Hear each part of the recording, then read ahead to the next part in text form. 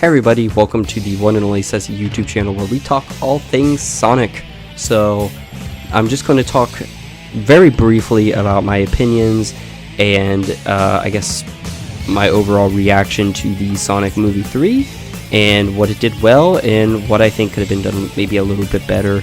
But overall, just right out of the gate, there will be spoilers, and if you haven't seen it, I highly recommend you go watch it, so click off now. Overall, just right off the bat, I think this is a 9 out of 10 movie for me as a Sonic fan, and just a movie in general. So, yeah, I'm not even going to talk about the plot. I'm going to treat this video as you've already seen the movie, so, yeah, if you haven't seen it, again, I strongly urge you to go and watch it. But, yeah, I think everything in the plot was handled extremely well. I like that they axed a lot of the kind of bigger details out of the movie universe, like the Space Colony arc and the Bio-Lizard and stuff like that. I'm just glad that that was all axed. They streamlined the plot very well to make it way more understandable for people who are new. And I know Sonic fans love to point out when details are missing, but Jeff Fowler and his team did a really good job of streamlining things to make it understandable, to get people into Sonic. It really frustrates me that the Sonic fan base just gets mad when things are missing, or, you know, huffing and puffing that the Bio-Lizard wasn't in it, or where's the Space Colony arc? I mean, if you have the Space Colony arc in the movie, you're already adding on another, like, big chunk, like, time waste of just explaining why this spacecraft exists and stuff. The movie just streamlines it to Gerald made the Eclipse cannon, and that's it. You know, that's his big contribution, this ultimate weapon that he made for Gun that is hiding underground and can be activated at a moment's notice. So I think that's great. You know, the story of Shadow has no reason to really not happen on Earth. You know, it makes more sense in the game for the Space Colony, yes, but in the movie universe, Maria's not sick, and they're only really experimenting on Shadow. They're not doing the whole ultimate life form thing. They're just, Shadow came to Earth in a meteor, or a comet, if you will, and he lands on Earth and catches Gun interest, so they study him. And I think that was really well done. So if you're one of the people complaining about that, you need to think from a brand new fan or a person who's new to Sonic's perspective, that the Space Colony and all that stuff may not make sense. So if this movie does well and entertains people and gets them interested, they'll check out the games and they'll see the Space Colony lore. But as far as the movie goes, it was unnecessary, and I'm glad they axed it. Shadow's backstory, or flashbacks, I guess, with Maria were well done. You see how they would naturally come together over time. You know, the world, Gun specifically, treats Shadow as just some big science project, whereas Maria sees a friend and somebody to have fun with. And, you know, she sees that Shadow can be whoever he wants. He doesn't just have to be this, you know, overpowered science project for Gun. And I liked that. It was simplified, and it still made the same amount of sense. So when Maria dies, you still get that same impact. Now, as far as Maria's death, it was well done as well. You know, it's pretty hard to kill off a child in a movie with a child audience watching, so they danced around it and walked that fine line very well. It's still impactful. You still see what happens. They changed it a little bit. Maria doesn't get shot. You know, she gets blown up. But still, it's equally as tragic. You know, she dies immediately, and you see the pain on Shadow. One other thing I want to talk about right off the bat is the Super Sonic versus Super Shadow fight. I think that's one thing everybody wants to talk about at this point. Coming right out of the theater, everybody's excited. They want to talk about Super Sonic versus Super Shadow. I went into the movie completely blind. I didn't watch. I stayed off of YouTube and everything, hence why I haven't even been making content. So, even with all of that said, I still absolutely predicted and saw this coming. I was like, there's no way they're going to pass up the opportunity to have these two duke it out in those super forms. Just going off of the trailer. And they did, and it was really cool. Now, one thing that is kind of irritating me, and it just goes back to the Sonic fan base and the community, is, I saw a YouTube comment right before I started this that made me want to bring it up, is somebody going, I don't like that Sonic was getting angry and was acting like Shadow before the end of the movie. And it's kind of frustrating because that's kind of the point of the movie, is all about revenge and how it can be bad, and just that seeking vengeance is not good for you. It kind of reminds me of the Spider-Man 3 plot, because, Peter's Spider-Man, and, he can do all these good things, but he can equally become just as bad as the bad guys by putting on the symbiote suit and harming others. So, I just don't understand how that flew over people's heads. At the very beginning of the movie, Tom talks about how Sonic's pain and his loss has not changed who he is, and he's proud of him for that. It's a hard thing to do, but when Sonic is overcome by emotion at seeing Tom potentially dead from Shadow, Sonic loses control, seeks out the emeralds that he swore not to use in vengeance, and powers into Super Sonic, fueled by rage and anger, and takes off, leaving his teammates behind. And it makes for a super cool fight sequence. But when Sonic finally turns the tides of battle in his favor, he's one hit away from killing Shadow. Shadow admits his defeat and tells Sonic to kill him, and Sonic finally stops himself. It's him realizing that, the movie plays on Sonic and Shadow looking alike, but Sonic was basically being Shadow. Sonic was being no better than his own enemy, and, he misused the emeralds, and, at that point, you're not a hero. You're just as bad as the villains in the movie, and Sonic realizes that, and because of that, it lets Sonic understand Shadow's pain, and it lets Shadow understand Sonic's pain, and that's how they level out. In Sonic Adventure 2, we never really see the characters understand Shadow's pain per se. Amy says something that triggers a flashback, and Shadow goes to save the day in the game, but in the movie, we don't have that. We have Sonic and Shadow level with each other, and that means so much more than them just coming together to beat the Bio-Lizard. So, in turn, I think this is way better, and it seems that whole plot point of the movie, one of the major themes of the film, shot over Sonic fans' heads just because they were mad how Sonic was written. But obviously, I think it's really captivating to see that Sonic can be just as bad of a person as everyone else if given the opportunity. Sonic makes mistakes too. So, the Super Sonic versus Super Shadow fight was not just a bunch of cool fight just to be cool fight. It's a part of that theme, and I think that makes it even better. It looked cool. It was short, but obviously there's a lot more to handle in the movie. So, after that, Sonic and Shadow team up, and they do kind of the classic, Sonic Shadow transform into their super forms, and they head off to stop the Eclipse Cannon, which is powered by Shadow's Chaos Energy. I thought that was kind of cool. It was pretty unique as well, so I liked that. So that whole sequence was really cool, in my opinion, them fighting the gun robots. It was kind of cool, because I was like, why are there gun robots? It's like, of course, the Eclipse Cannon is a gun weapon, so of course it's stocked up with their robots. It makes sense. So it was cool to see Sonic and Shadow fight all of those with Live and Learn in the background. I wish we heard just a little bit more of Live and Learn, but I'm not really mad. We definitely got enough to satisfy. So people who are mad about that, are basically looking for the movie to be filled with just Sonic tracks 24/7. Speaking of the soundtrack, it was really good. Junkie XL did a fantastic job. Some people like his music, some people don't, but this time it takes way more from the game. So if you're going to say, oh, he doesn't do that, oh my gosh, listen to the soundtrack. It's hard to hear in the movie at times. the Eggman theme from '06 and Unleashed is in the game, or sorry, in the movie.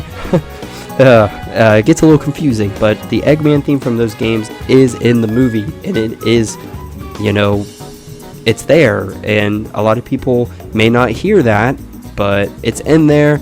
And if you actually listen to the soundtrack from the movie, which I did after watching it, even the names of the tracks are all SA2 references and just Sonic references. It's fantastic. And one thing that I wanted from the movie that I was just wishful thinking was hearing that, like, I forget the name of the track. I think it's called like The Last Event or something like that. But basically when Sonic returns to the Ark after the final boss in SA2, and it plays the sad piano track of Shadow's death, that's in the movie too! It is in there! And it's fantastic! It was great! All the musical cues hit perfectly. And of course, you got some other random Easter eggs like the I Am the Eggman theme from Sonic Adventure 2 is Eggman's ringtone, and it's hilarious. It's great.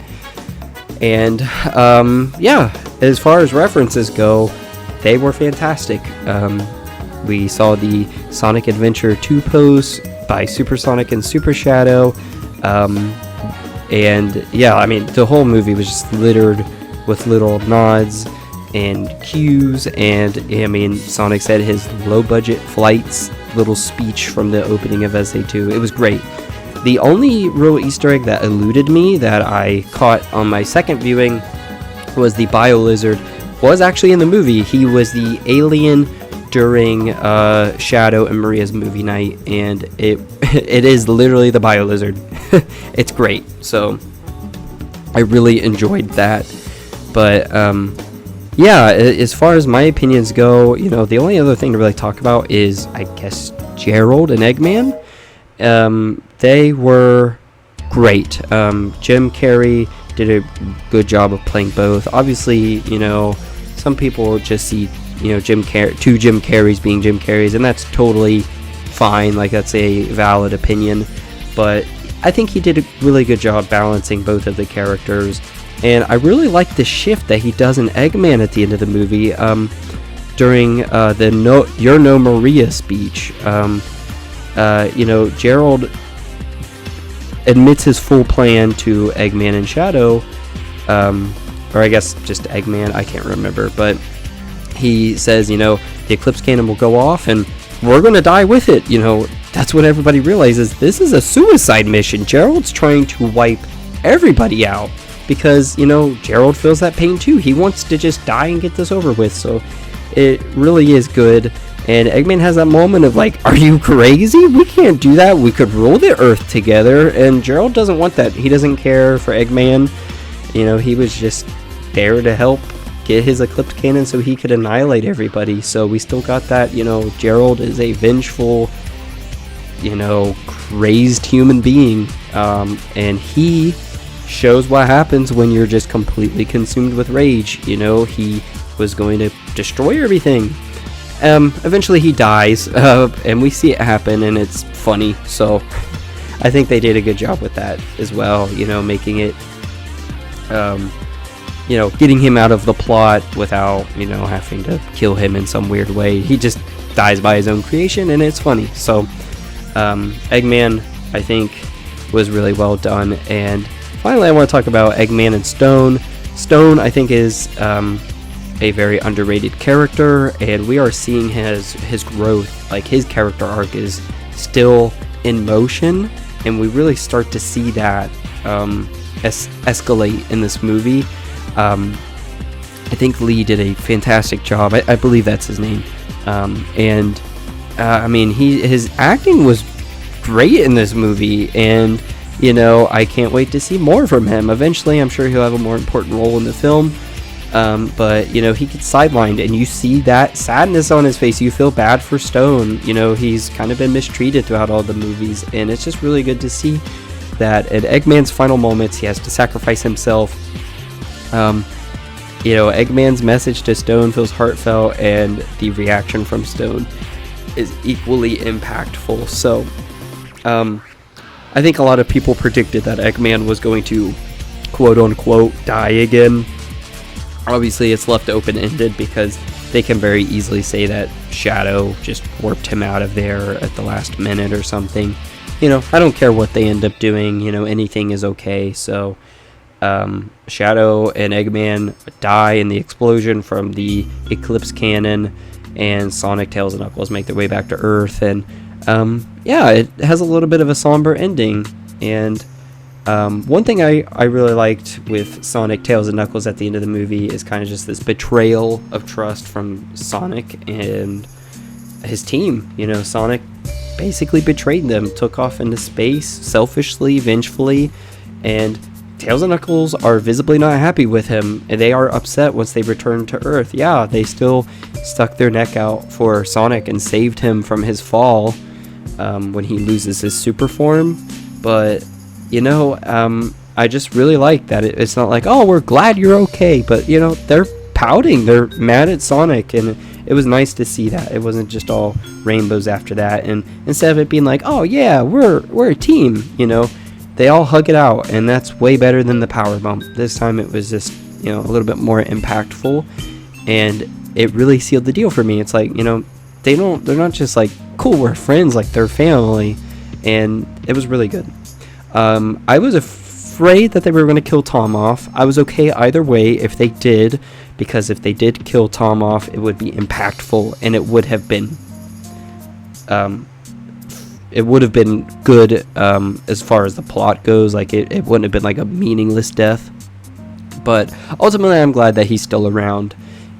So yeah, I think James Marsden did a fantastic job. Same thing with Maddie and the little cameos from Rachel and I can't even remember the other character's name. Randall. So yeah, it was cool to see that. But you know, overall the movie for me was a 9 out of 10, and Emmy also rated it a 9 out of 10. And we enjoyed the movie even more the second time after we got the hypeness out the first watch. So I can't recommend the movie anymore if you're a Sonic fan. You know, if you're going into this as just like a hardcore Sonic fan and expecting everything, you just can't do that. This is a different universe. It has a different story. It's like people still get mad at some of the Marvel cinematic movies because it's not like the comic books, but you know, in that case, why wouldn't you just play the games? If you're there for things from the games, then you should just play the games. So, you know, I was looking for a careful balance of elements from the games universe and some original stuff, and the original stuff surprised me and kept me captivated.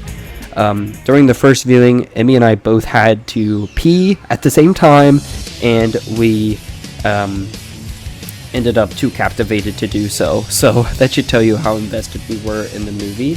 So besides that, you know, 9 out of 10. It was really good.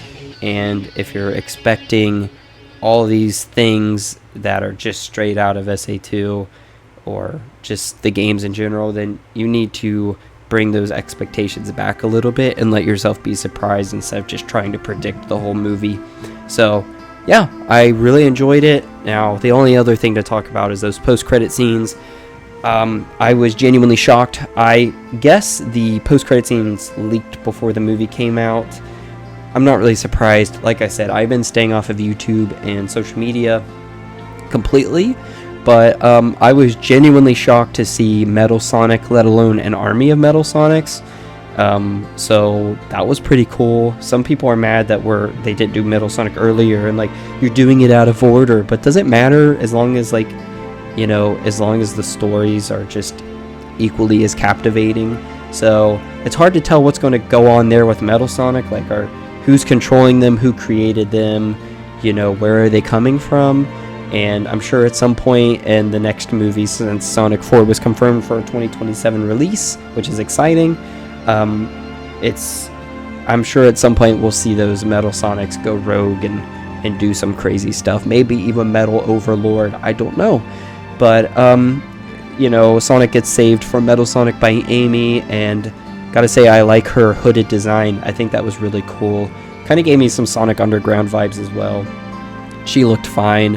A lot of people are worried that they're going to give her the Princess Peach treatment from the Mario movie, where it's like she's so different and like heroic that it doesn't even feel like the same character.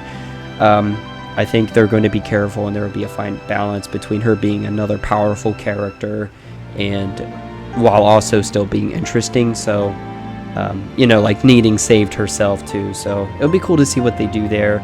And then of course the end credit scene was actually just the reveal that Shadow was alive. Totally predicted that that we would get some sort of confirmation there, so that people understood. My only real question is what happened to the Master / Chaos Emeralds at the end of the movie, since Sonic returned to Earth and they didn't have the Emerald. So Shadow must still have it, and I'm sure we'll see him maybe show up kicking butt or something with the Emerald when he returns. Obviously things are just open-ended as far as Eggman. I think the series could go on without him if it need be, but if he returns, it's going to be fine, and as far as Shadow's story, I think he's totally fine if he gets a show or a movie, or if he just returns as a support character. The Sonic universe has had a successful trilogy, and I liked all the movies for different reasons, and I think Sonic 4 will be no different. So thank you so much for watching. Let me know your opinions, and especially let me know your favorite moments from the movie down below. I'd like to know your opinions, like what you found most captivating, and let me know what your opinions were, because trust me, I'll be reading them and hopefully get the chance to respond to everybody as well. So thank you so much for watching, and hopefully I'll get to make some content here soon, but I'm overcoming a sickness right now. But yeah, thanks again, and I'll see you guys next time.